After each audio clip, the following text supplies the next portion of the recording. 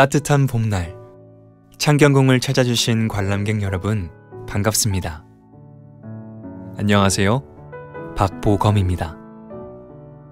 문화재청 국능유적본부가 주최하고 한국문화재재단이 주관하는 궁중문화축전은 매년 5월과 10월 대한민국 대표 문화유산인 오대궁과 종묘, 사직단을 배경으로 펼쳐지는 국내 최대 문화유산 축제입니다. 축전 기간 동안 각 고궁의 장소성과 역사성을 활용한 공연, 전시, 체험, 의례 등 다양한 문화예술 프로그램이 진행되어 오니 마음 한가득 궁궐의 오늘을 즐겨주시기 바랍니다. 우리 궁궐을 더욱 깊이 보고 느낄 수 있는 2023 궁중문화축전, 오늘 궁을 만나다. 방문하신 창경궁의 오늘은 1743년입니다. 2023 봄 궁중문화축전을 맞아 창경궁에서는 5월 2일부터 6일까지 5일간 시간여행, 영조, 홍화문을 열다 라는 제목으로 시간여행이 펼쳐지며 이 기간 동안 창경궁을 방문하신 분들은 영조의 발걸음을 따라 조선시대로 여행을 떠난 듯한 특별한 경험을 하실 수 있습니다. 시간여행에 앞서 몇 가지 사항을 안내드리도록 하겠습니다. 지엄한 국내에서는 음식물을 드실 수 없고 경내 전 지역 금연입니다. 또한 궁궐 안의 모든 것은 다 임금님 소유이니 나무 열매나 도토리를 채취하시면 안 됩니다. 발 앞에 도토리가 굴러가도 눈으로만 봐주시기 바랍니다. 현재 창경궁에는 1743년의 궁궐 사람들이 활발하게 생활하고 있습니다. 그분들이 현대 문물을 보면 놀라실 수도 있으니 조심해 주시고 혹시라도 왕의 행렬을 만나게 되신다면 예를 갖춰 주십시오. 다들 준비되셨습니까? 그럼 옥천교를 넘어 본격적인 시간여행을 떠나보시죠. 어서 오십시오. 지금부터 영조 19년 개해년입니다. 1743년은 조선 제21대 왕 영조의 오순어연례가 열렸던 해입니다. 역사적으로 영조는 83세까지 장수했던 왕이지만 당시 조선시대에는 50세를 넘긴 국왕이 많지 않았기 때문에 이는 굉장히 큰 경사였습니다. 1743년 새해가 밝자 신하들은 영조에게 오순을 맞아 진연을 베풀 것을 제안했지만 영조는 흉년으로 힘든 백성들과 모의신 대왕 대비에 대한 효심으로 진연을 거듭 거절합니다. 하지만 계속되는 신하들의 간청과 대왕 대비의 간곡한 당부로 인해 영조는 결국 진연을 허락하게 됩니다. 단, 잔치의 규모를 줄여 어연으로 부르도록 했습니다. 또한 죄가 가벼운 죄수를 석방하거나 전국의 노인들에게 술과 음식을 하사하고 가장 오래된 환국 1년분을 감면하는 조치로 백성들과도 그 기쁨을 함께 나누었습니다.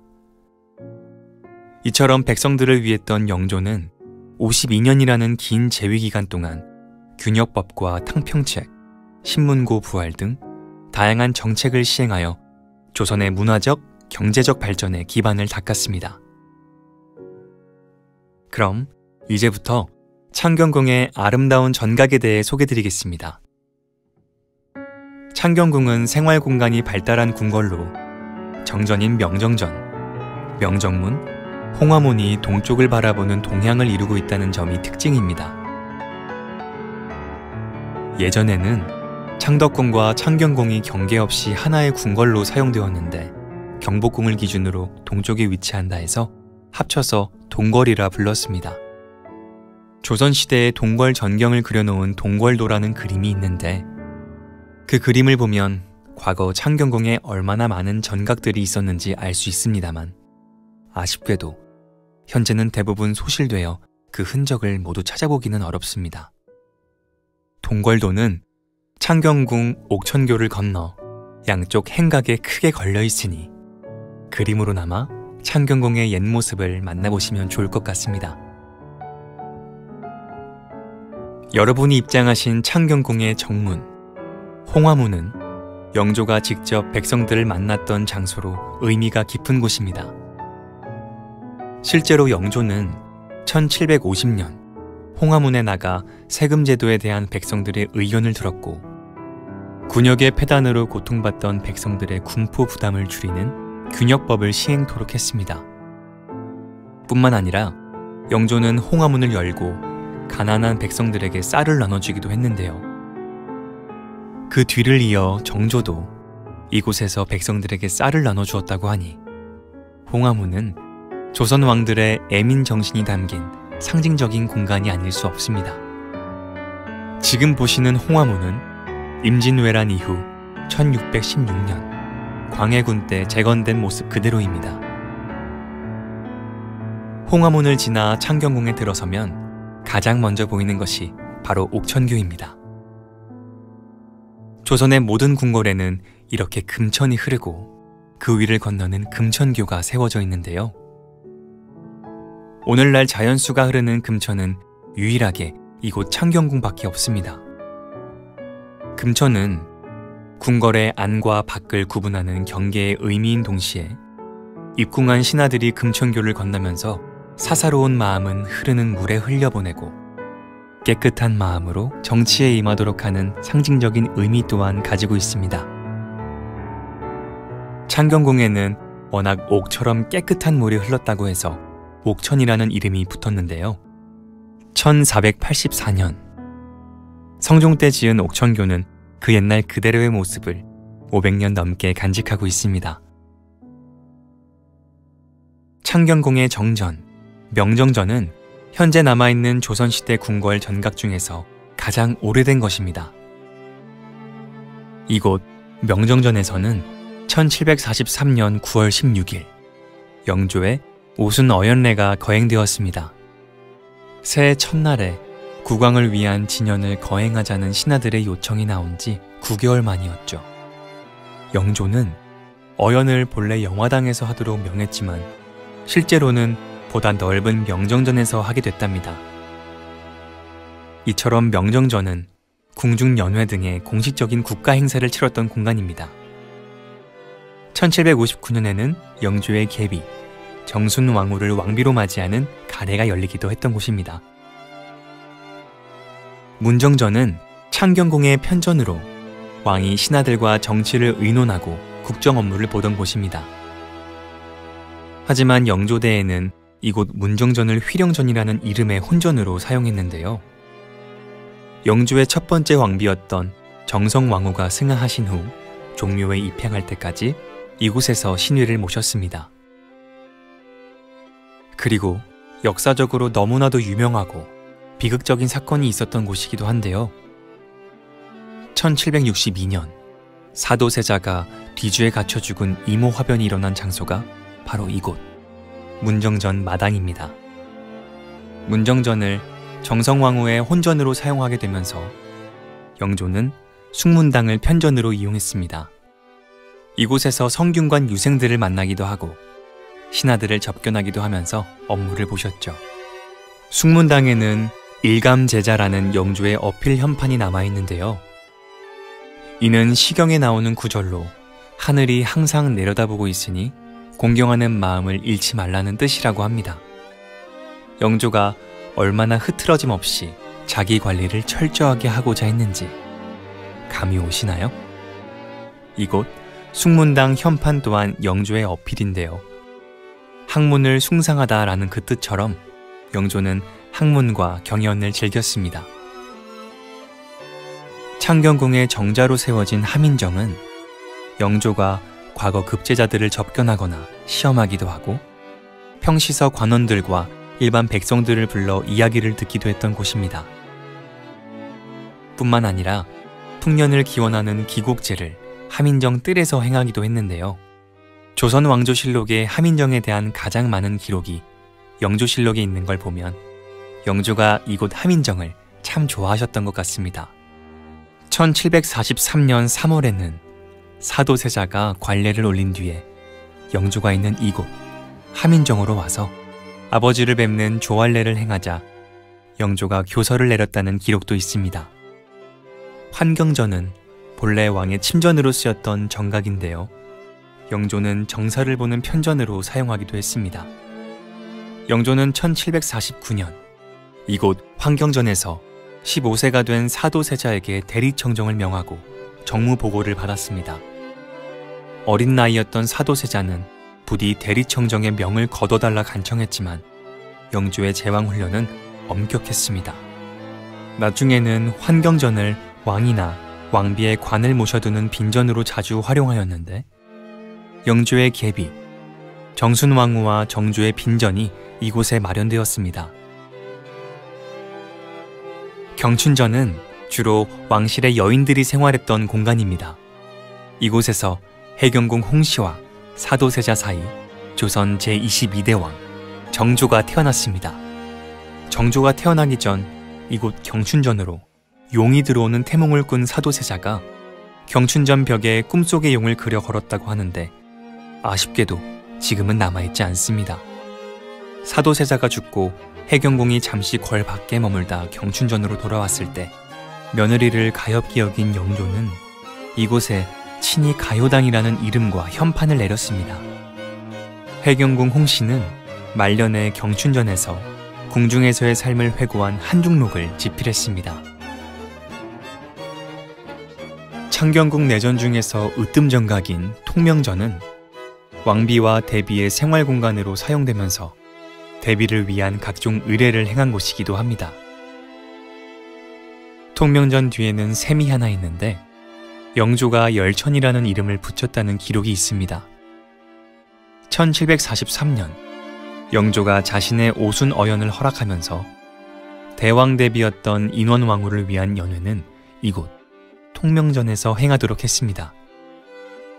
그토록 극진히 모시던 인원왕후가 승하하자 영조는 통명전을 빈전으로 삼았습니다. 이후 1759년 6월 통명전에서 삼간택 끝에 계비가 된 정순왕후의 일화는 굉장히 유명합니다. 세상에서 가장 깊은 것은 사람의 마음.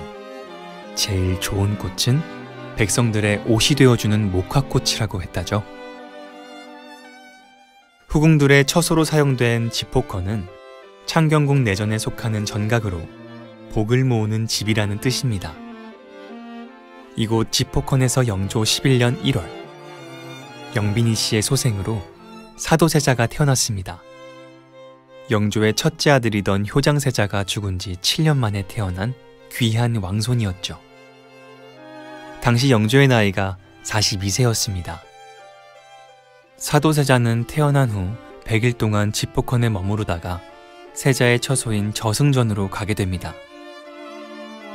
아버지 영조와 멀리 떨어져 저승전에서 지내던 사도세자는 누나 화평옹주의 간청으로 영조 23년에 경춘전으로 거처를 옮겨오는데요. 그 당시 영조가 이곳 지포컨에 거처하고 있었다고 합니다.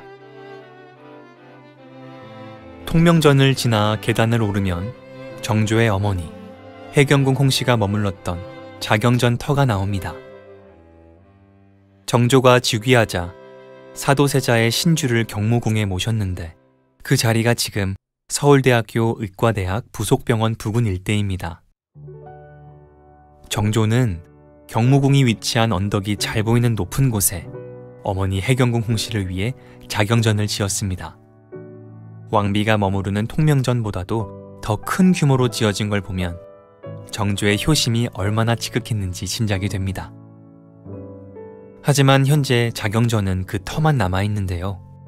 1911년 일제강점기 당시 이곳에 박물관 본관이 지어졌고 창경궁의 이름은 박물관, 동물원, 식물원을 통칭하는 창경원으로 격하되었습니다. 해방 직후에도 창경궁은 유원지로 이용되다가 1983년에 이르러 비로소 본래 이름을 되찾았고 올해 창경궁 명칭 환원 40주년을 맞았습니다. 언덕에 올라서서 보는 창경궁의 풍경이 이제는 조금 남다르게 느껴지는 것 같습니다. 모든 계절이 다 아름답지만 새 생명이 움트는 봄의 춘당지는 더욱 아름다운 것 같습니다. 그런데 여러분, 이 춘당지 자리가 원래는 내농포, 즉 논자리였다는 사실을 아시나요? 실제로 궁궐 안에 바로 이 자리에 논이 있었습니다. 임금님께서 친히 농사를 시범 보이던 곳이었죠. 왕이 솔선해서 백성들에게 농사를 권장하고 풍년을 기원하며 또 그 어려움을 직접 체험하기 위해서였는데요. 이곳에 논이 마르면 백성들이 가뭄으로 힘들어하는구나 짐작하기도 했던 거죠. 이렇게 조선 왕들의 애민 정신이 깃든 내농포는 1909년 일제에 의해 연못이 되고 유원지로 이용됐습니다. 왕실의 상징적인 공간이 유흥과 오락의 공간으로 쓰이게 된 것이죠. 원래 춘당지는 지금의 춘당지 위쪽에 있는 작은 연못이었습니다. 연못이 되어버린 내농포처럼 이 당시 창경궁의 많은 정각들이 일제에 의해 헐려나갔습니다. 본래 창경궁은 창덕궁과 더불어 동궐을 이루며 하나로 연결되어 있었고 역대 국왕의 신주를 모신 종묘도 동궐과 함께 하나의 영역을 이루며 이어져 있었습니다. 하지만 일제가 이른바 북부횡단 간선도로, 즉 오늘날의 율곡로를 뚫으면서 종묘가 잘려나가는 아픔을 겪었죠. 춘당지 너머로 보이는 하얀 건물은 대온실입니다. 일제가 만든 식물원이죠. 이 대온실은 1908년 짓기 시작해서 1909년 완공되었는데 총 면적 174평의 목조 유리 건물로 완공 당시 동양 최대의 온실 규모였습니다. 일본인이 설계를 하고 시공은 프랑스 회사가 했는데 자세히 보시면 지붕 용마루에 대한제국을 상징하는 오얏꽃 문양이 장식되어 있습니다. 시간여행을 온 지금 1743년의 궁궐 사람들에게는 이 건물이 보이지 않겠죠? 굴욕과 치욕의 역사를 견디면서도 꽃을 띄운 창경궁의 봄날이 사뭇 다르게 느껴집니다. 1983년부터 창경궁의 모습을 복원하는 작업을 해오고 있지만 안타깝게도 일제가 철거해버린 궁궐의 많은 정각들은 아직도 본래 모습을 다 찾지 못했습니다. 언젠가 창경궁이 잃어버린 본 모습을 모두 되찾는 날이 오기를 소망해봅니다. 자, 그럼 다시 1743년으로 돌아가 그 시절 창경궁의 봄날을 한껏 느껴보시죠.